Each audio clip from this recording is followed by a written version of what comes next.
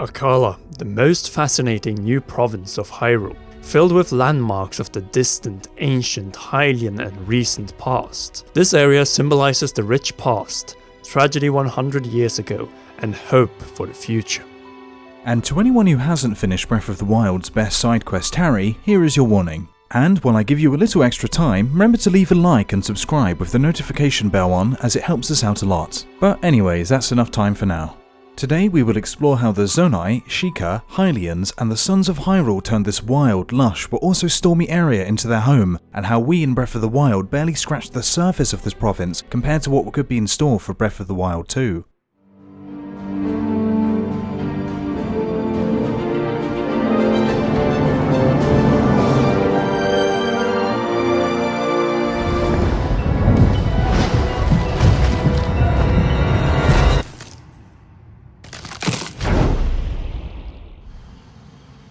Located in the northeastern corner of Hyrule, Akkala is renowned for its green fields, lakes, and natural borders. Included with the Zora Heights in the south, Akkala Sea to the east, the overall border of Hyrule to the north, and Death Mountain to the west. Within this area we find some of the Era of the Wild's Hyrule's most important landmarks, but also the mysterious one. Across our journey thus, we will go over the importance, tragedy, and potential of the Akkala Citadel, lakes, the hope that resides in Tarrey Town, the technology found at the Akkala Ancient Tech Lab, the Spring of Power, and the Zonai Lomei Labyrinth. As you can see, we have plenty to go over until we at the end will understand the combined Hylian, Sheikah and Zonai importance and potential of this region. But let's begin from Akkala Tower, located at the top of the Akkala Citadel.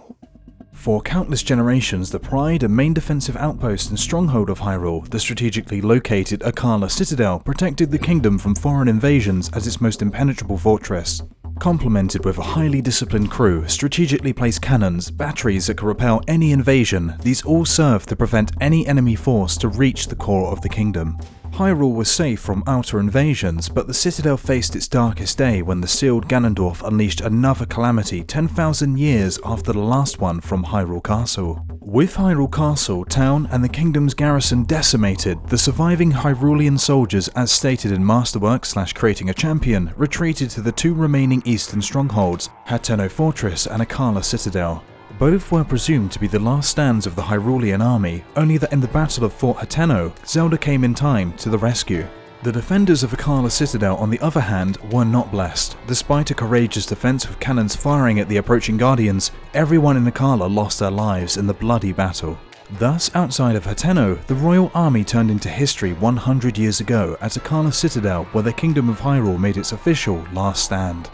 For more on Akkala Citadel's strategic position, defensive lines, parade grounds, and tragic downfall, we highly recommend this detailed video by our good friend Ed Zeltic. We, however, are more interested in Akkala Citadel's role in Breath of the Wild 2, after it has served its role as a haunting reminder of the calamity 100 years ago and the location of Akkala Sheikah Tower in Breath of the Wild. It comes down to one thing, the potential of something being inside the Citadel. Which entrance has been blocked? Could it be a dungeon or mini-dungeon? Who knows? And perhaps we might make a video about that, but we have to move on to former Zonai and Sheikah landmarks. But first, after passing over the Citadel's parade grounds and the Akkala Lake bridges, we need to make a brief stop at Tarrey Town, a settlement we helped build with Hudson the Carpenter. And this new settlement marks what could be the theme of Breath of the Wild 2, restoration. Since Tarrey Town, or the Town of the Many Suns, is the first new settlement in nearly a century, and it shows, since Hylians, Rito, Zora, Gorons, Sheikah and Gerudo live together here in peace and harmony. It is a given that the small remaining population of Hylians found in Hateno and Stables are far from enough to restore the fallen kingdom, and thus all of Hyrule's races are needed to repopulate it. Furthermore, Tarrey Town, its diverse population and in particular the interracial marriage between the Hylian Hudson and Gerudo Runson might be a hint of what the future of Hyrule holds. That is to say, if it won't be decimated by a mummy Ganondorf in a heartbreaking cutscene. After all, the game will be the darkest Zelda title ever, so we could see this town of hope just burn to the ground. With both the tragedy 100 years ago and hope in the present behind us, it's time to look into the ancient and distant past. And at this point, we want to bring up a very certain map from Masterworks to guide us on the rest of this discovery of the mysteries of Akkala. And as you might have noticed, Akkala has its fair share of ancient Hylian and Zonai ruins, with 2 of them being located right outside Tarrey town. More specifically down the hill to Riss Peninsula, which does have a very peculiar shape. Now let's wait just a minute. Isn't this the Zonai spiral which Creating a Champion / Masterwork states seems to be the unique mark of the Zonai, and it can be seen throughout the land? What makes this even more interesting is that in the middle of the Riss Peninsula we find ancient pillars and a Sheikah blessing shrine which we all know was there underground since the ancient past. Perhaps the Zonai did take their marking from the peninsula and this area used to belong to them perhaps. But maybe not all of it, as nearby Torren wetlands host one of the largest examples of ancient Hylian ruins. The same goes with the Spring of Power with the Goddess of Power statue, which is located next to what looks like a quarry. Perhaps it was used for mining purposes by Gorons until it was reclaimed by Hylians.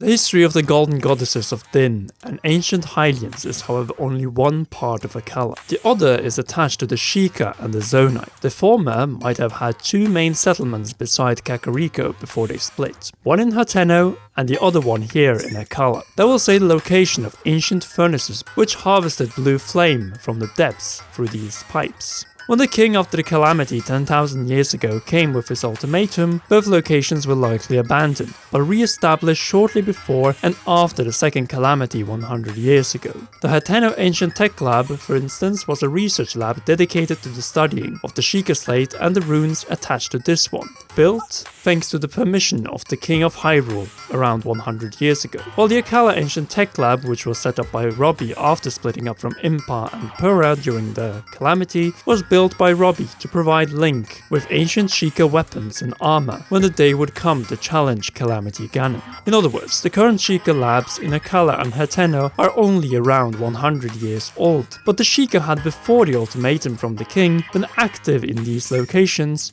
10,000 years ago. The main proof of this claim are the ancient furnaces, which have produced the blue flame for over 10,000 years. This energy came from the ground at Tumlea Heights and Hateno Village, but from which source? There are multiple theories out there, and we will come with our own in a future episode, which will be more relevant to answer said question.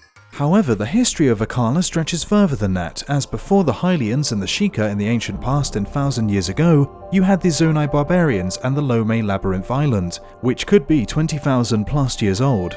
According to Masterworks / Creating a Champion, Ganondorf was sealed in the distant past, around the same time when the Zonai disappeared. This is likely no coincidence. The point is that before the dominant kingdom of Hyrule, there were wise and technologically superior Sheikah, and before them again were powerful magic-wielding barbarian soldiers who built landmarks across the outer edges of Hyrule. The Lomei Labyrinth Island is a typical example of this tradition, located at the very edge of Hyrule as it was a fortress from the distant past to defend the land from outside enemies. This goes for all of the Lomei labyrinths that share the same Zonai spirals and the Farosh water dragon heads. No doubt all of these, as suggested by Creating a Champion, were built by the Zonai, but for which specific purpose? Well, it remains unknown, and one of Hyrule's greatest mysteries. The Sheikah in the ancient past built more shrines in the labyrinths to store the barbarian set, but what about the Zonai? It isn't easy to tell, but there is a certain thing that is different with the Lomei Labyrinth in Akkala. Its depths below the entrance to the Sheikah Blessing Shrine, a massive hall filled to the brim with guardians, guarding a diamond circlet and a travel medallion in DLC Pack 1. No doubt, there's something more to this place than just a blessing shrine, the barbarian helm, and a diamond circlet, as this location, unlike the other Lomei labyrinths, is not covered in malice, but rather infested by guardians. Could this island be a dungeon? Or will we see something more attached to the Zonai, beyond the swirl-shaped Riss Peninsula? Perhaps, and the fact that on the surface there's nothing more left to explore in this location, it would be perfect to have 3 temples in the 3 Lomei labyrinths, prior to facing Ganondorf in that famous scene from Breath of the Wild 2's reveal. No doubt, the size and location of the Lomei Labyrinth Island points to this being one of, if not the most important Zonai structure outside of Faron and the Zonai ruins. Hopefully, in Breath of the Wild 2 we'll learn more about the Zonai in Akkala and find out if some more secrets of the tribe are hidden somewhere in this wild, but at the same time hopeful province. Perhaps a return to Akkala will mean a whole different experience than the one found in Breath of the Wild? Here is hoping, as the Citadel, Tarrey Town, Wrist Peninsula, Sheikah Ancient Tech Lab, Spring of Power, Skull Lake and the Lomei Labyrinth Island in Akkala were some of the best locations and quests found inside Breath of the Wild. And with that out of the way, we have reached the end of our exploration of Akkala.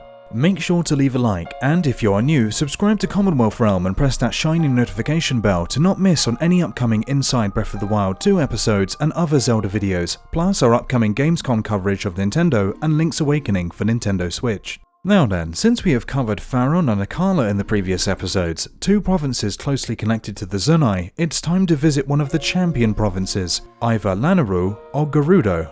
So do be sure to leave your vote in the comments section below. The one with the most votes will be in the next episode. Finally, we want to give a big thanks to all of our gracious patrons, and then in particular royal producers Kenyatta Ali and Bradley Carriage. You can join them too by heading over to patreon.com/commonrealm. That's all for now, but if you're hungry for some more, check out these two awesome videos.